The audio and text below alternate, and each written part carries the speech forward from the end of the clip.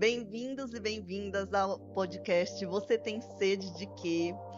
Um espaço que acolhe mães, pais, cuidadores e profissionais, iniciando com conversas na água e expandindo para a vida.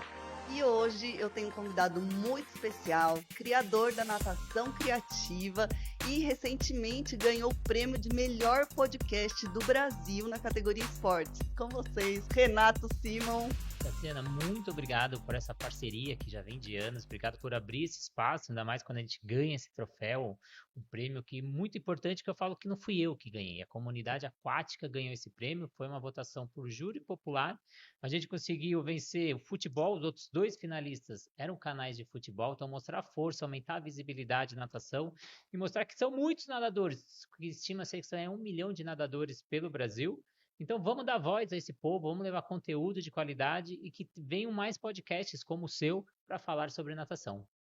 E Renato, eu quero entender como foi o seu início, né? Como que nasceu a natação criativa? Qual foi a sua inspiração? Me fala um pouquinho dessa trajetória até aqui. Eu acho que como a inspiração de todos aí do outro lado é um grande professor, um grande mestre que você quer seguir os caminhos. Por incrível que pareça, é uma pergunta que eu respondo o tempo todo. Me fala, nossa, você foi nadador, você foi atleta? Psh, fui nada, passei longe disso. Aprendi a nadar com 15 anos, com 4 anos eu quase morri afogado, quase entrei para a estatística aí que 3 crianças morrem afogadas diariamente, segundo a Sobrasa, e quase eu entro para a segunda estatística, que 41% da população não sabe nadar no Brasil. Eu fui aprender só com 15 anos, porque meu pai estava construindo uma casa, demorou 8 anos para ele construir essa casa, e sempre que eu pedi alguma coisa para ele falava, sabe quantos sacos de cimento dá isso? E aí eu não conseguia fazer a minha aula de natação. Fui fazer com 15 anos, quando eu comecei a trabalhar. Meu primeiro emprego foi com 15 anos e eu me matriculo numa aula de natação porque eu gostava muito disso. Tive aula com o Fábio Parpanelli, que hoje é professor do Sesc Consolação. E ele era uma pessoa muito criativa. Eu acho que eu nadei com ele durante os 2, 3 anos. Ele nunca repetiu nenhum treino. E isso me motivava, me engajava nos treinos, porque eu sempre chegava na borda da piscina e não sabia o que ia acontecer. E aquele desafio, aquele o que será que é hoje, isso me motivava. E eu já fui trabalhando com aquilo. Depois eu entro no mercado de trabalho, começo com a natação. Tem outro profissional que você deve conhecer também, fantástico, que é o Jefferson Fiore, outro profissional super criativo. E também eu vou aprendendo essa parte da criatividade. E aí uma coisa me incomoda demais. Eu começo a dar aula para criança e a criança começa a estar no meio da minha aula e começa, tio, falta quanto tempo? Tio, vai acabar quando? Tio. Ou o pai chegava na borda da piscina e falava, hoje foi uma briga para trazer ele para natação.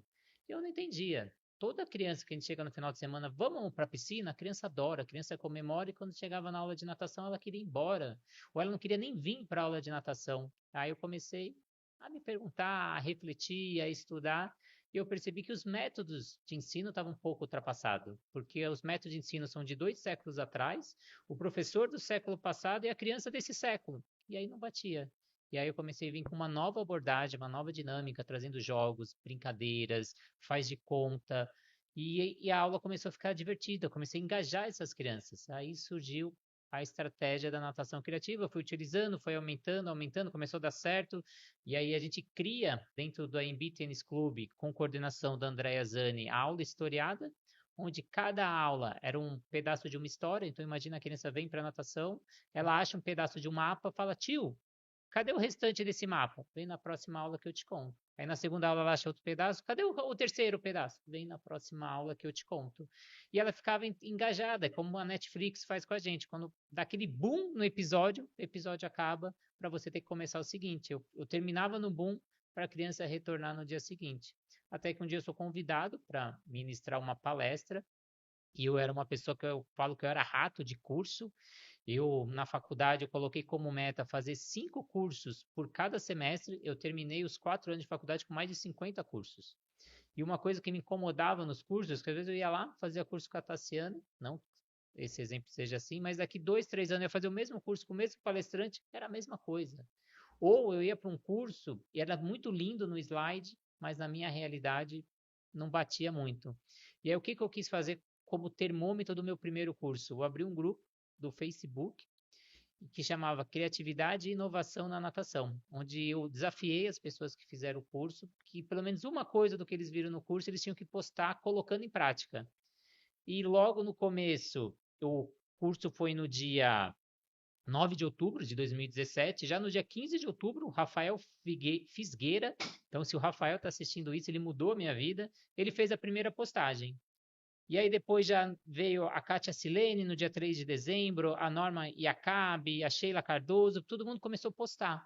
E aí as pessoas que não foram no curso começaram a entrar nesse grupo, porque tinha coisa diferente, criativa, que saía do cotidiano, e esse grupo foi crescendo, crescendo, crescendo, crescendo, até que um dia o Facebook me acha, e ele começa a me patrocinar, eu vou para outdoor, para programa de TV, comercial de TV, comercial de rádio, e aí eu resolvo mudar de nome, porque criatividade e inovação na natação não era um nome que pegava. E aí eu crio um logo, crio um nome, e aí eu vejo que aquilo vai virar um produto. Então, graças ao Facebook, que me acha, me coloca fazendo minha propaganda, e ainda me dá uma consultoria em grupo e depois uma consultoria individual, que aí nasce a natação criativa para o mundo. Eu quero pegar alguns ganchos. Eu acho que o primeiro gancho é que você passou por uma dor, né? Foi vítima de um quase afogamento, e aí a partir disso acabou até sendo meio que o seu caminho, né? Essa jornada criativa foi justamente para também conseguir ressignificar um pouco a natação. Mas me fala um pouquinho mais sobre a natação criativa. O que que você estava pensando, e como você se inspirou para definir essas abordagens e sair do tradicional? Brinco que a natação não é só crawl, costas, peito e borboleta, é muito mais do que isso, é ver o cidadão como uma coisa mais ampla. Não tem como eu separar a parte motor da parte emocional de uma criança. Então, se uma criança não está emocionalmente estruturada, ela não vai ter o aprendizado motor. Ah, os pais estão se separando, está nascendo um irmão mais novo. Essa criança emocionalmente está começando a se desestruturar. Ela precisa de vínculo, ela precisa de acolhimento para depois pensar na parte motor. Então, eu vinha com um olhar muito maior com essa natação, e ela também começa a perceber de sair um pouco do tradicional e enxergar coisas muito claras ali, tentar entender por que essa pessoa está desistindo da natação, por que ela não entende o processo, e eu começo a trazer uma natação através de uma inquietação que eu tinha para não deixar as aulas sempre iguais e também trazer o lúdico, trazer a brincadeira, trazer algo mais seguro, porque, por exemplo, você vai aprender qualquer coisa, vou te ensinar a andar de skate agora, você nunca andou. E aí eu te dou os comandos de como subir no skate. Quando você for fazer, isso vai gerar tensão para você. Porque eu tenho uma expectativa que você vai fazer e você tem a expectativa de acertar. Isso gera tensão, você vai ficar tensa. E a tensão na água faz a pessoa afundar. Quanto o músculo mais tenso, mais você afundar, mais vai ser difícil você aprender a nadar. Então, quando eu venho com a brincadeira, quando eu venho com o jogo, eu deixo essa criança mais relaxada. E ela perde esse medo momentâneo. Então, por exemplo, quando eu uso um objeto que nem esse, que é uma garrafa, que eu transformei numa galinha, essa galinha ela está gripada. E aí eu brinco que essa galinha vem, conversa com a criança e de repente ela espirra água no rosto da criança, porque ela está gripada. Aí eu falo, nossa, saúde, não sei o quê. E a gente começa na brincadeira respingar um pouco de água no rosto dessa criança, porque ela tinha receio.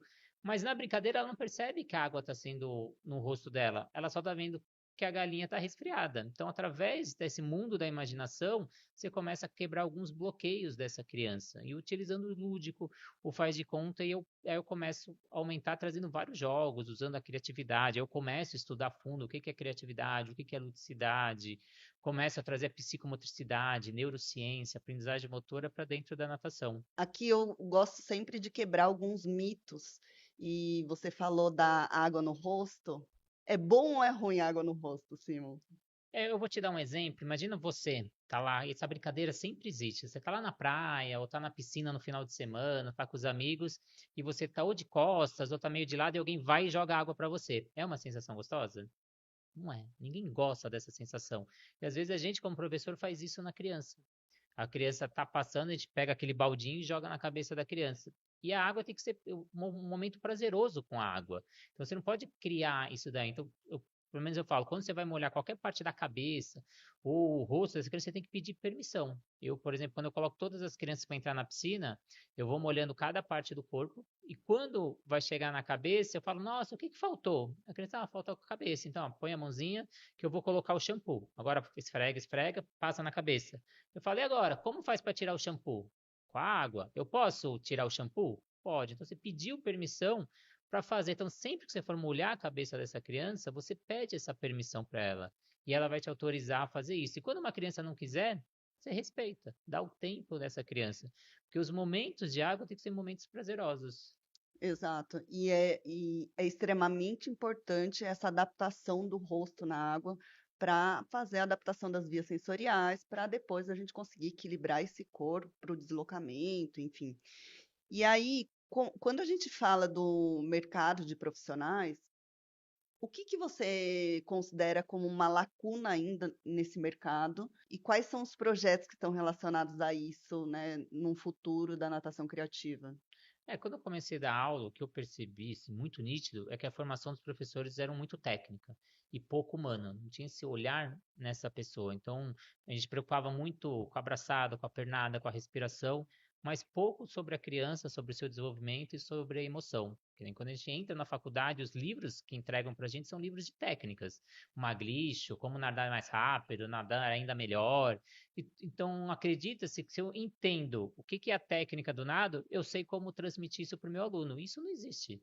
Não é porque eu sei nadar, não é porque eu conheço a técnica, eu sei todos os movimentos do nado, que eu vou conseguir transmitir isso. Eu preciso de didática, preciso saber de psicologia, preciso saber de neurociência.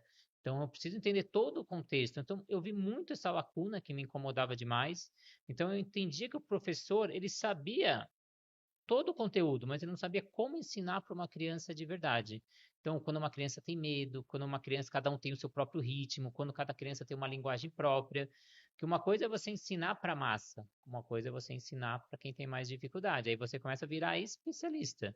E aí eu achei uma lacuna muito forte, que era sobre o lúdico, sobre o brincar, sobre a natação infantil, como você ensinar o nado através da ludicidade e dos jogos. Era uma lacuna muito grande, porque eu via que, às vezes, o professor achava que tudo isso era só uma perfumaria, era só uma perda de tempo, você utilizar os jogos, utilizar a brincadeira, que você estava deixando de ensinar alguma coisa, mas pelo contrário, o aprendizado é muito mais assertivo e muito mais rápido quando você organiza o cérebro dessa criança através da brincadeira e abre novas portas para o aprendizado.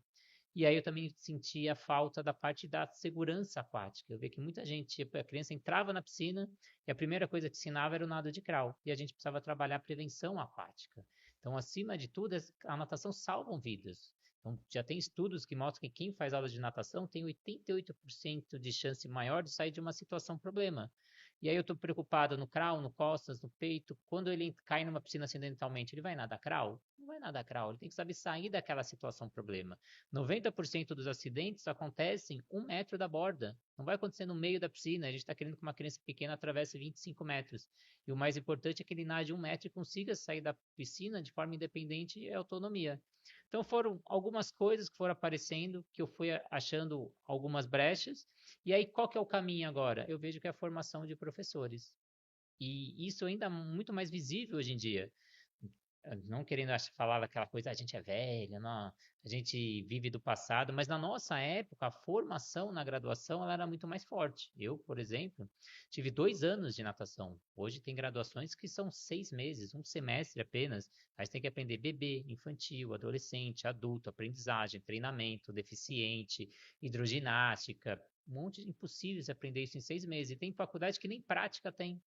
E aí que eu venho com a pós-graduação, faço parceria com o Instituto Valorize, e hoje eu lanço uma pós-graduação tornando professores especialistas em natação com esse olhar mais humano, esse olhar dos jogos, da brincadeira, da neurociência, da psicomotricidade, aprendizagem motora, segurança aquática, o olhar mais global perante a natação.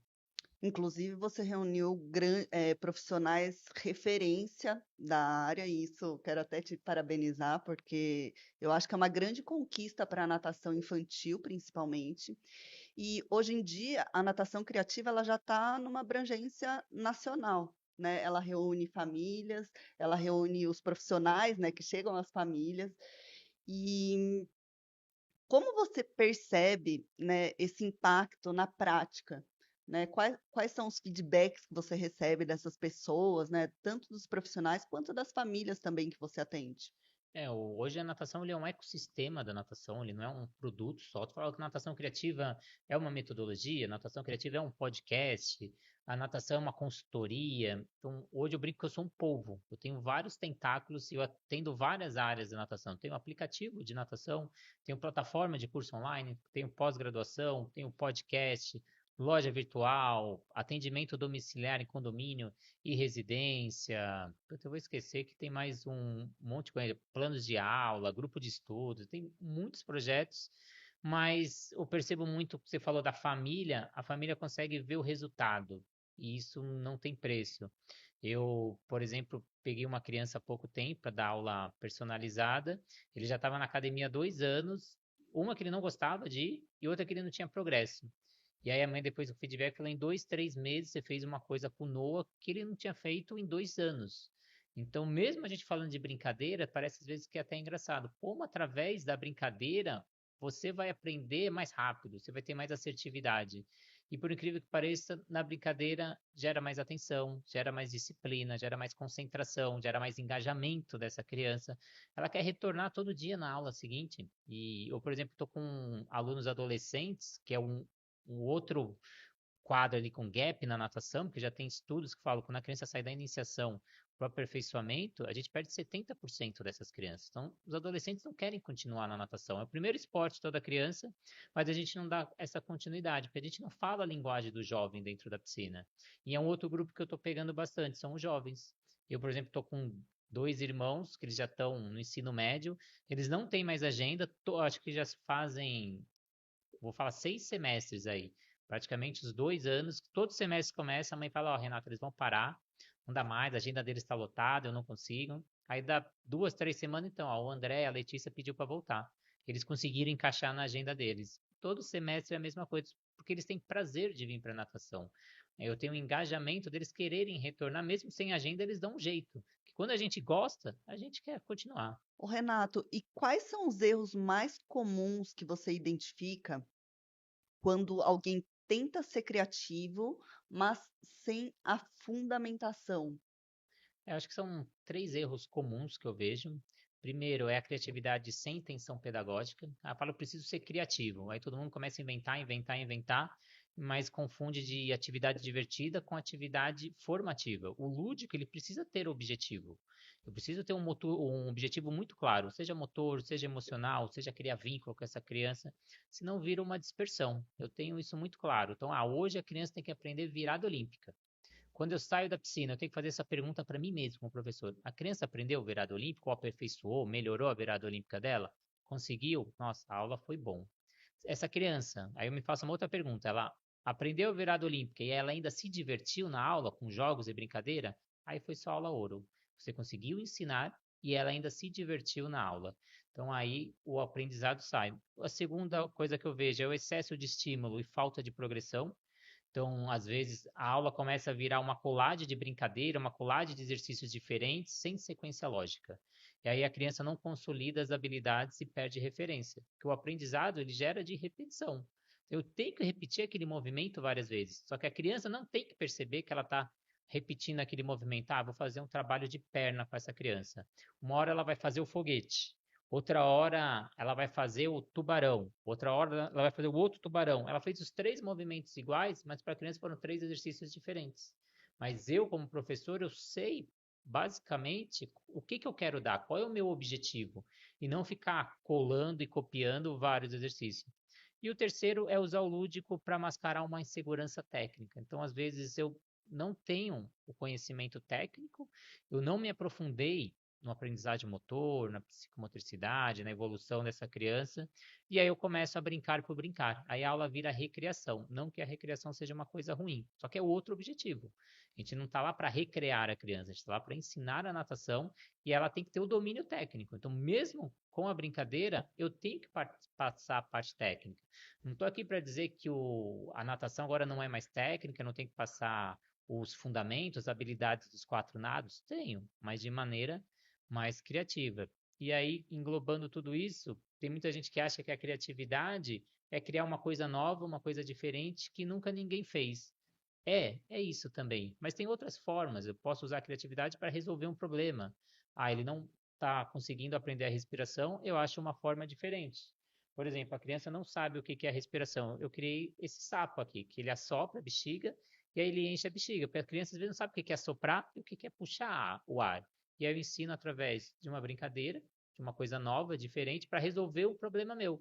Então não é uma tecnologia, eu não inventei um celular, não inventei uma coisa super potente, mas ensinei algo com objetivo por trás, que ela vai aprender o controle respiratório através do sapo. Você pode falar umas 2, 3 estratégias, tanto para pais quanto para profissionais, para que essas vivências aquáticas elas sejam lúdicas, elas sejam seguras e elas realmente façam a diferença na vida dessa criança? Eu vou trazer 3 estratégias que são excelentes aí para pais, professores, quem está ouvindo a gente. Primeiro é transformar tarefas técnicas em micros histórias. Então eu consegui pegar algo que eu quero, então eu pego um contexto simbólico, uma atividade que eu quero fazer, e aí eu trago isso utilizando o lúdico.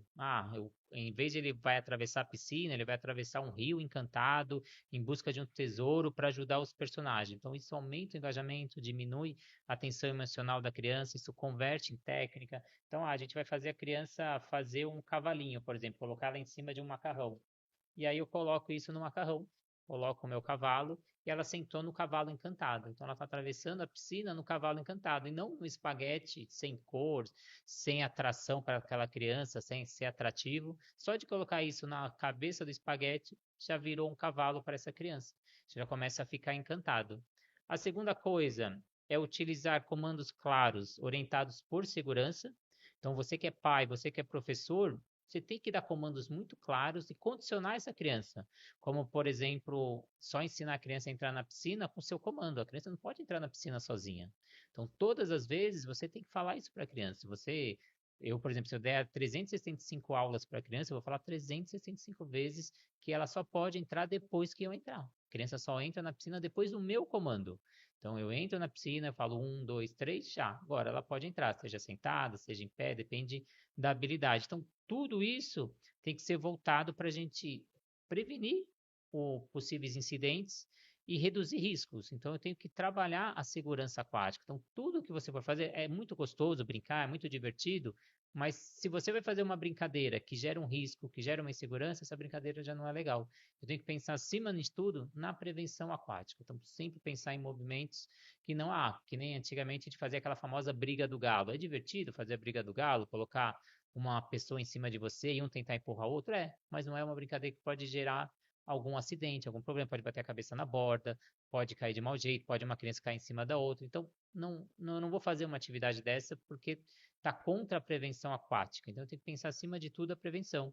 E a terceira é incorporar materiais não estruturados. Vamos trazer alguma coisa do cotidiano dessa criança, um baldinho, uma esponja, algum boneco, para ele trazer para o mundo dele da natação. Ou você criar alguns movimentos. Por exemplo, eu criei esse daqui que tem um personagem que eu coloco de um lado da borda e do outro lado tem a roupa. E aí, de um lado ela pega a roupa, do outro ela coloca o personagem. Aí eu utilizo com crianças de 3 e 4 anos.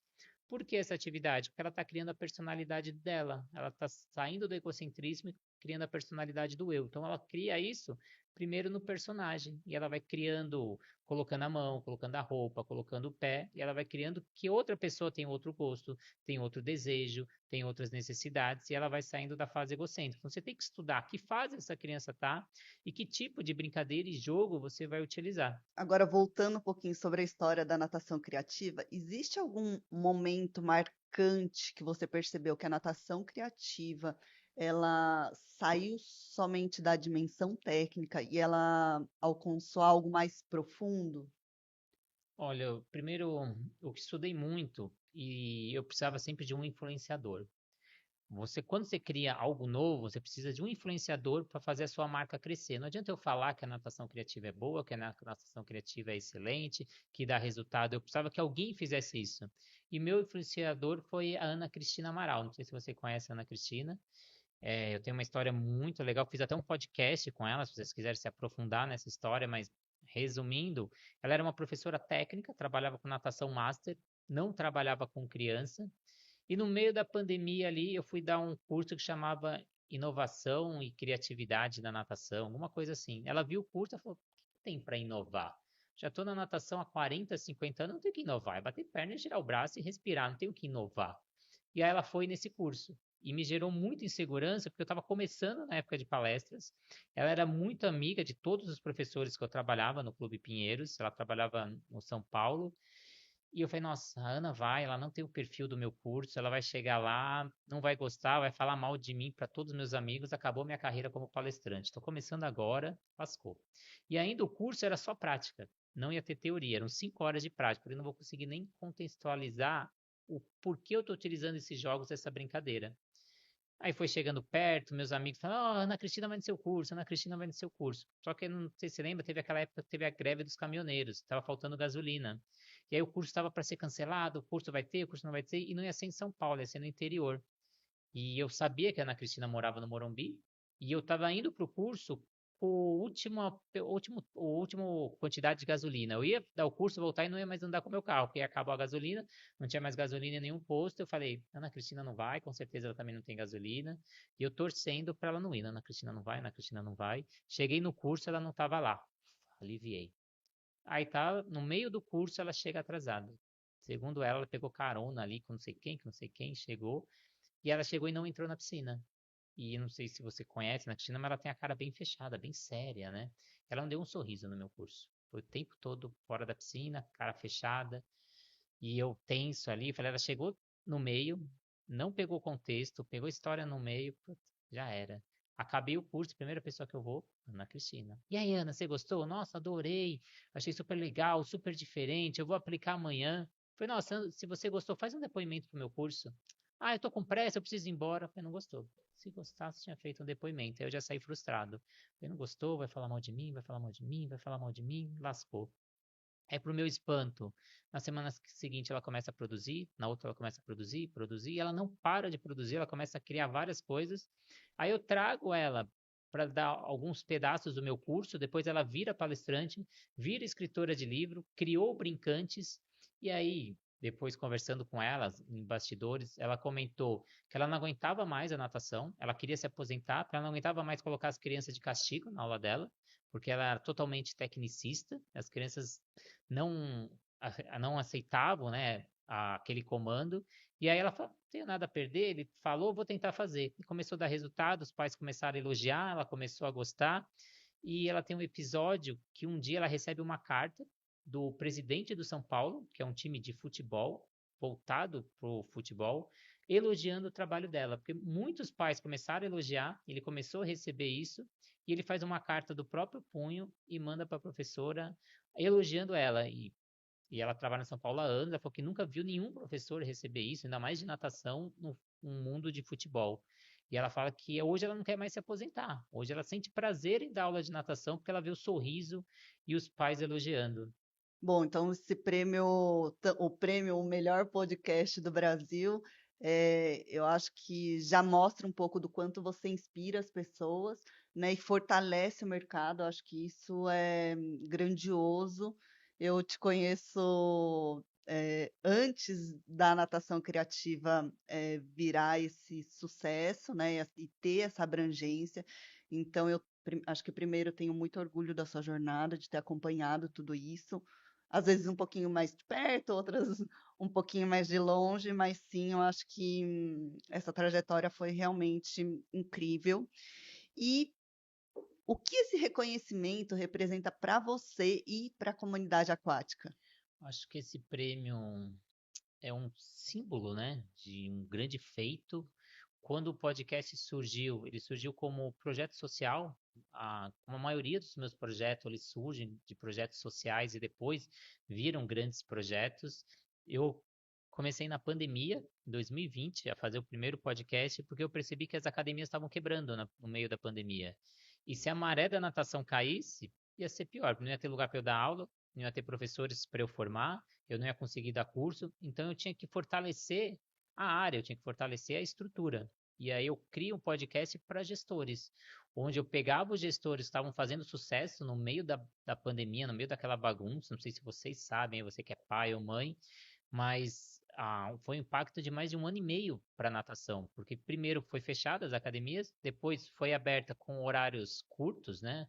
E naqueles horários não conseguia se bancar a piscina, porque a piscina precisava ficar aberta o dia inteiro. Então, cloro, aquecimento, os gastos eram de 24 horas. E às vezes a pessoa podia abrir 4, 5 horas do dia só. E mesmo se ele enchesse essas 3, 5 horas e não podia, porque tinha limitação de pessoas para entrar em cada horário, então as academias foram trabalhando no vermelho. Mesmo depois do funcionamento, então a academia ficou fechada ali por 6, 8 meses, e depois mais 6, 8 meses trabalhando no vermelho. E aí eu começava a trazer gestores que estavam fazendo estratégias ou algumas dinâmicas para poder virar esse jogo. E aí eu entrevistava esses gestores que estavam fazendo sucesso, ou entrevistava quando tinha mudança nas diretrizes da prefeitura, ou trazia advogado, porque estava mudando a lei trabalhista, estava podendo fazer acordos. Então, e outro propósito que eu fiz foi fazer leilão entre academias. Por exemplo, a academia tinha que continuar comprando cloro, mas ela não tinha verba. Então a gente juntava, vamos pegar o Tassiano que está ali na Liberdade, pegava todas as academias da região da Liberdade aqui de São Paulo, se uniam, fazia uma compra só de cloro. Então conseguia pegar um preço menor, com um frete só, e a gente economizava isso. Então veio desse projeto social, aí depois foi migrando para os professores, porque os professores começaram a me falar que não aguentavam mais ficar em casa, o professor é agitado, o professor não conseguia.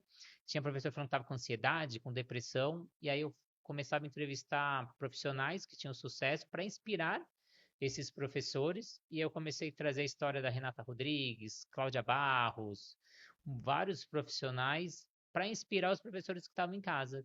E aí o podcast foram 18 semanas que eu fiquei em casa, que o clube ficou fechado, e quando eu volto a trabalhar no Clube Pinheiros, as pessoas me pedem, mas cadê seu podcast? Faz o podcast. E aí eu fui fazendo pro hobby, fui gravando, fui gravando, fui gravando, até que chegou um momento que eu saio do clube e eu falo, não, vou fazer disso um negócio. E aí eu vou pro estúdio, porque antes, você não vai nem acreditar, eu gravava podcast ligando para a pessoa e gravando a ligação. Eu gravava a ligação de telefone, antes eu estava só no Spotify, só áudio, e aí o cachorro latia, o ônibus passava, e aí eu tive que aprender como editar áudio, eu não sabia fazer isso, e eu tive que aprender, estudar, e aí eu ficava entrevistando a pessoa e rezando, cachorro não late, cachorro não late, cachorro não late, cachorro não late, cachorro não late, porque a pior coisa é tirar latido de cachorro, você não tem noção, para tirar áudio de latido de cachorro, hoje é muito mais fácil, com inteligência artificial, tem outros programas, mas na época, você tinha que ir no dedo ali, melhorar, então, para pensar que eu saí ali de uma coisa bem amadora, e aí eu entro pro estúdio, a primeira pessoa que eu entrevisto no estúdio é o Gustavo Borges, então é uma virada de chave, um dos grandes nomes, meu ídolo na natação, e aí eu vou pro estúdio. E de lá para cá foram 400 entrevistas, e é o reconhecimento da comunidade, porque foi a comunidade que votou, foi júri popular. E a comunidade está muito pertencente aos 3 pilares do podcast. Então, o primeiro é a prevenção aquática, a segunda é a inclusão e a terceira é a prática regular de exercício físico. Então, cada 2 mortes, uma podia ser evitada com atividade física e 47% da população é sedentária. Então, a gente traz esses pilares, primeiro, para levar a prevenção aquática, depois, para fazer a inclusão, ensinar esses professores como incluírem os deficientes na natação e, por último, aumentar o engajamento na prática de exercício físico regular pela população brasileira. E olhando para os próximos anos, para onde a natação criativa caminha? Quais são seus sonhos, novos projetos? O que você acha que ainda falta construir? Acho que falta muita coisa. A pós-graduação, por exemplo, ela ainda está engatinhando ainda. Então, o meu objetivo é chegar em mais cidades. Hoje a gente tem 12 cidades com inscrições abertas, mais o digital. O digital a gente está com mais de 150 alunos. Chegar com um aplicativo, chegar com a plataforma de curso, mas principalmente inovar. Eu sempre venho com inovações, então sempre que você pensa em algo novo na natação, você pensa na natação criativa. Sempre a gente cria, que nem esse ano, né, que já está aqui no final do ano, esse ano a gente criou, não, foi ano passado, que esse ano foi a segunda trajetória, a Fábrica Criativa de Aulas de Natação, onde a gente entregava planos de aula para professores, foram mais de 500 aulas desenvolvidas dentro da fábrica, entregando planos de aula, porque eu percebi um gap que o professor não conseguia parar para fazer o seu plano de aula, mas todo mundo entende a importância de você chegar na piscina com um plano de aula estruturado. Então, a gente criou um grupo aí que a gente faz aulas para bebê, infantil, adolescente, adulto, hidroginástica, e o professor já chega com a aula pronta, então ele chega e consegue também diversificar. A gente fez o grupo de estudos, que a cada 15 dias a gente senta e conversa de natação no modelo online, que é o Grupo Foda, não é palavrão, calma, que o YouTube não me derrube, é fornecendo orientações esportivas aquáticas. Cada 15 dias de forma online a gente senta, o primeiro grupo já tem 2 anos, a gente tem mais de 50 aulas, o primeiro grupo está com 20 e poucas aulas e a gente fala de natação. Já são mais de 6 países que estão no grupo de estudos com a gente. A gente está na Bolívia, está no Catar, está nos Estados Unidos, está no Uruguai, estamos em diversos países estudando natação, cada um trazendo o seu olhar e a gente discutindo a natação. Então, acho que tem muito mercado, eu brinco que a gente não explorou nem 10% ainda da natação, e a gente fica sempre focado sempre na mesma coisa, da aula, da personal, da aula em academia, e tem muitas áreas que ainda não foram exploradas, que nem o podcast, por exemplo, eu cheguei e fui inovador. Plataforma de curso, eu fui o primeiro. O aplicativo de celular, também o primeiro. Então, enxergar o mercado da natação e ver o que ainda não foi explorado. E para finalizar, eu gostaria que você deixasse uma mensagem para as mães, pais, cuidadores e profissionais que desejam aproximar as crianças mais da água de uma forma segura, afetiva e significativa. Acho que meu principal conselho é respeitar o tempo da criança, valorizar cada conquista. Então, pode ver quando a criança faz um exercício, ela levanta a cabeça, a primeira pessoa que ela olha é para o pai, é para a mãe. Se o pai e a mãe não estão presentes, ela vai olhar para o responsável. Se o responsável está presente, ela vai olhar para o professor, esperando esse reconhecimento, esse carinho do esforço dela. Então, às vezes, ela não atingiu o objetivo que a gente queria, mas ela se esforçou. Eu tenho um exemplo, uma vez eu estava dando aula no Pinheiros e eu tinha um professor que estava me acompanhando, ele estava como auxiliar. E aí eu estava ensinando pernada de peito, que é um exercício que as crianças no começo, na iniciação, elas têm muita dificuldade. Aí eu fui na primeira piscina e aí eu corrigi essa criança. Aí ela veio de novo na segunda piscina, eu corrigi de novo. Na terceira eu elogiei, e ela foi de novo. Eu professor do lado, mas nossa, mas a perna dela tá horrível, por que você ficou elogiando ela? Ela tá se esforçando. Para ela tá fazendo bem, é o máximo que ela consegue fazer. Então imagina, eu critico, chega uma hora que ela vai desmotivar. Então, mas ela tá tendo melhora, mesmo que pequena, então é importante esses elogios, esses pequenos elogios que a gente faz com a criança. E ver que a água não é só um meio físico, ele é um ambiente emocional. Então a gente tem micro vitórias dentro desse ambiente, como colocar o rosto na água, fazer bolha, flutuar alguns segundos, ou simplesmente pegar uma bolinha e colocar fora da piscina. Então, ensinar isso e principalmente conectar para você que é professor, conectar com essa criança. Depois você vai ensinar. Gente, às vezes a criança chegou e já tem aquela ânsia de querer ensinar. Primeiro eu preciso criar vínculo. Eu tenho um podcast que eu fiz com o Caio, que ele fala como criar vínculos com crianças. Se eu não tenho vínculo, eu não tenho aprendizado. Então, às vezes, eu tenho que tirar o foco do aprendizado do crawl, costas, ou mesmo da adaptação meio líquido, e primeiro criar vínculo com essa criança. Eu tive a Rosana de Araraquara, que fez curso comigo, ela me mandou mensagem ontem no meu WhatsApp, falou, Renato, eu tô com uma criança super tímida, ela tá com medo de colocar a cabeça na água, ela não evolui, o que que eu faço com ela? Que exercício eu dou? Eu falei, você primeiro tem que criar vínculo com essa criança, nitidamente você não tem vínculo. Se ela não está confiando em você, você não tem vínculo, você tem que criar alguma coisa para criar vínculo com essa criança. Então, esquece a natação, esquece o aprendizado, crie vínculo com essa criança, utilize o lúdico como linguagem pedagógica e nunca abra mão da prevenção aquática. Prevenção acima de tudo, a gente tem que pensar que as aulas de natação salvam vidas. Eu acho que você falou dois pontos para mim super importantes, que é a importância do vínculo e a importância do processo. Eu vejo que muitas vezes, tanto mães, pais, né, quanto profissionais, eles têm essa emergência de chegar num ponto B, né? Ah, a criança precisa nadar o crawlzinho. E dentro daquele processo, ele ainda está numa habilidade mais rudimentar, fazendo um cachorrinho, né? Está ainda explorando o corpo. Então, para que a gente consiga fazer essa estimulação de forma gradual e respeitosa, é importante a gente também passar essa informação.